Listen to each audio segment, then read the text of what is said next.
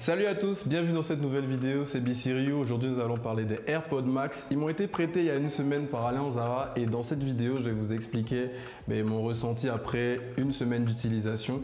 Ce que je peux vous dire de ces AirPods, c'est que je les ai utilisés quasiment tous les jours et ils s'intègrent parfaitement à un écosystème Apple. Si vous avez des appareils Apple, vous allez complètement kiffer ces écouteurs. Si à contrario vous n'en avez pas, vous allez peut-être les détester.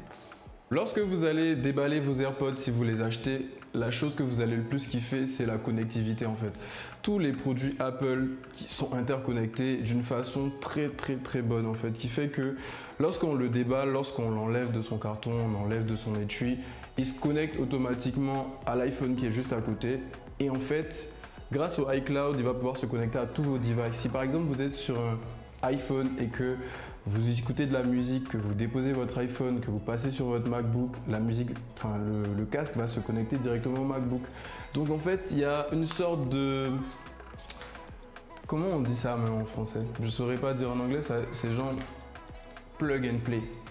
Dès que tu le mets, dès que tu l'utilises directement en fait, il n'y aura pas besoin de aller dans Bluetooth, reconnecter le casque à tel appareil. Ça se fait complètement automatiquement. Avant de parler du son, on va parler des matériaux qui composent les AirPods Max. C'est du Apple, c'est quali, c'est propre et puis ça a l'air très durable. La partie en métal et en aluminium, les coussinets sont en tissu mèche et vraiment je suis très content de les voir dessus parce que majoritairement on va avoir du simili-cuir en proposition de coussinets et le problème c'est que le simili-cuir et les pays tropicaux ne marchent pas du tout parce que ça s'effrite très rapidement. J'ai beaucoup d'exemples de casques qui n'ont pas tenu du tout. Au niveau de l'arceau, lui aussi il est très solide sans pour autant être plastique. On va pas l'écarter complètement non plus, mais on sent vraiment qu'il est solide et qu'il va pas se casser non plus si on fait ça. Au niveau du matériel, avec la qualité des finitions et des produits utilisés, je pense qu'on peut utiliser ce casque au minimum 3, 4, 5 ans même, j'ai envie de dire. Le son est chic.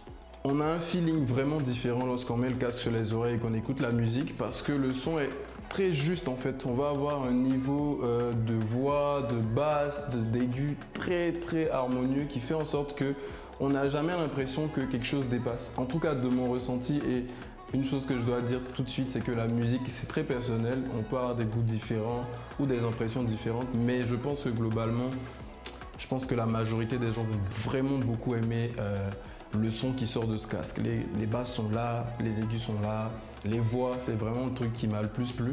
C'est quand tu écoutes des musiques où la voix compte beaucoup, tu vas vraiment entendre la voix de ton artiste comme s'il chantait à côté de toi, quoi. Le son est déjà très bon, mais si vous avez envie d'améliorer votre confort d'écoute, vous pouvez activer la réduction de bruit, que vous soyez en train d'écouter de la musique ou même pas, si vous avez envie de vous concentrer. La réduction de bruit sur les AirPods Pro est beaucoup moins intéressante que sur les AirPods Max et je vous explique pourquoi. C'est parce que je trouve vraiment que sur les AirPods Max, on n'a plus le sentiment d'avoir un truc qui bouche les oreilles. Avec les AirPods Pro, on les met dans les oreilles, on a un peu le sentiment que bon, puisqu'il y a un truc qui nous bouche le conduit auditif, ça contribue au fait que la réduction de bruit soit optimisée. Mais là, pas du tout. On a juste un truc qui couvre nos oreilles et qui empêche tous les sons parasites de nous atteindre. Ça améliore grandement le confort d'écoute lorsqu'on est dehors par exemple. Et puis si vous avez envie de vous concentrer, ça va vraiment beaucoup vous aider.